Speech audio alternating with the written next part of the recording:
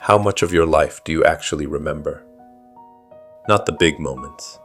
I mean, last Tuesday, the past month, the last year. If you're honest, it's just gone. 2,000 years ago, a Roman philosopher named Seneca watched people rush through their lives, filling every moment with noise, obligations, anything to avoid silence. And he said, "Life is long enough to allow the accomplishment of the very greatest things, if the whole of it is well invested. You have enough time, you're just hemorrhaging it."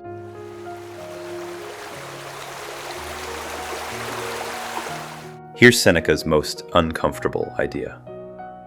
Life isn't short. We just live like gamblers who think the casino will never close. Someone wants 2 hours for a meeting that accomplishes nothing? Take it. Someone wants us to perform anxiety about their crisis? We'll do it for free. But here's where it gets personal. Someone asks you for $500? You'd think about it. You'd ask why. Someone asks for 5 hours of your life? Yeah, sure. Whatever. We'll fight someone over a parking spot, literally curse them out, while giving away entire years to obligations we don't even believe in. Time is invisible. You can't photograph it. So we pretend it doesn't count. But it's the only thing that does. Seneca had a word for us. Occupati, the engrossed. People whose lives are so full of noise that they've lost the ability to be alone with themselves. And here's what we don't say out loud. We choose this. Because if we stopped, if we actually got quiet, we'd hear something terrifying. The sound of our own lives evaporating. Think about the person who checks their phone at a funeral. Why? Because silence feels like a black hole. If they stopped, even for an hour, they'd have to perform the autopsy. Go back. Look at your calendar from last month. Not your plans, your actual life. What do you see? Meetings, emails, notifications. 30 days, and you can't account for them.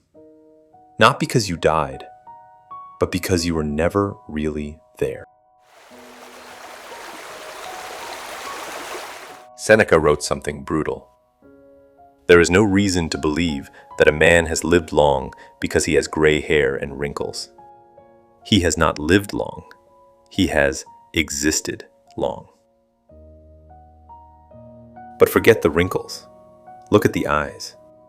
You can see a dead person in the eyes of a 30-year-old who's given up, who's stopped choosing, who's just going through motions. And here's the part that will keep you up tonight. Death isn't in the future.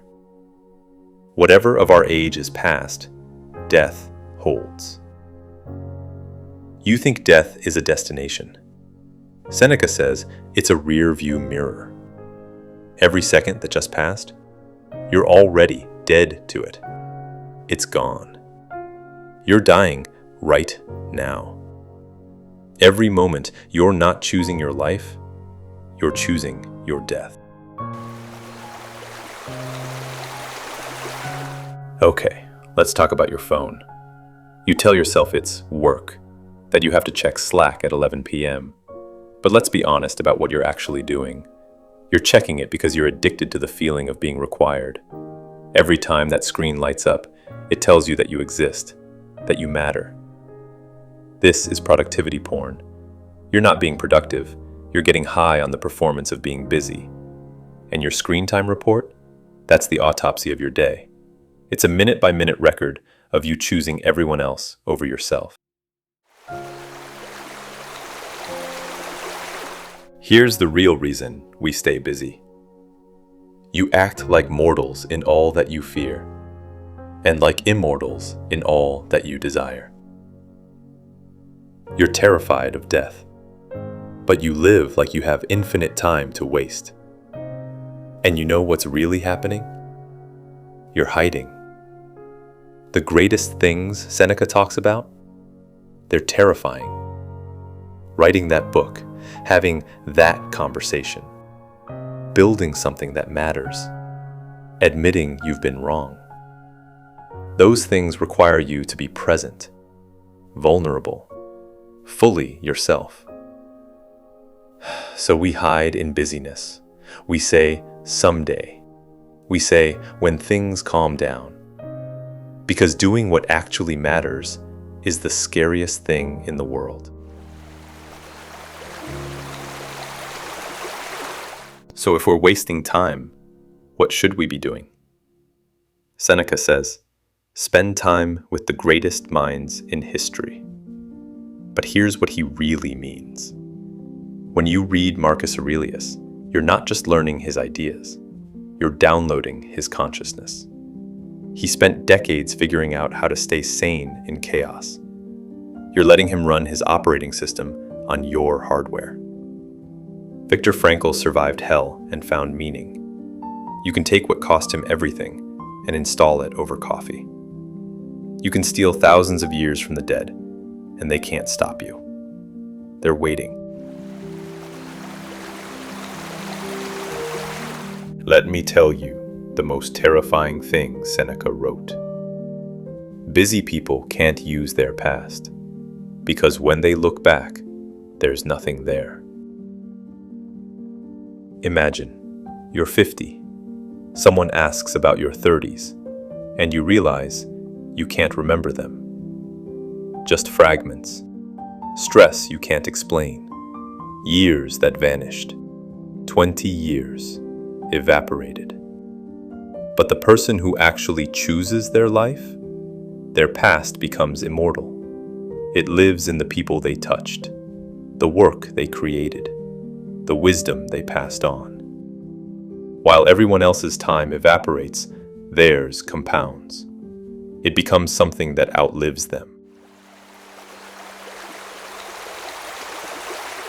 So what do we actually do? Seneca's instruction: claim yourself for yourself. Here's how. The first hour. Before the world wakes up to rob you, steal back the morning. 1 hour. Just one.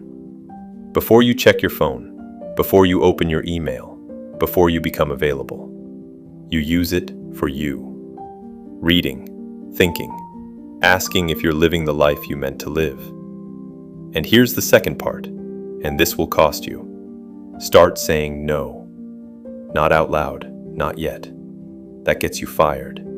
But internally, when someone asks for your time, before you say yes, think, is this worth more than my life? Because that's what you're trading, not your time, your life. And when you see it clearly, when you realize most of what you say yes to is worthless, you'll find the courage to say no. It will cost you.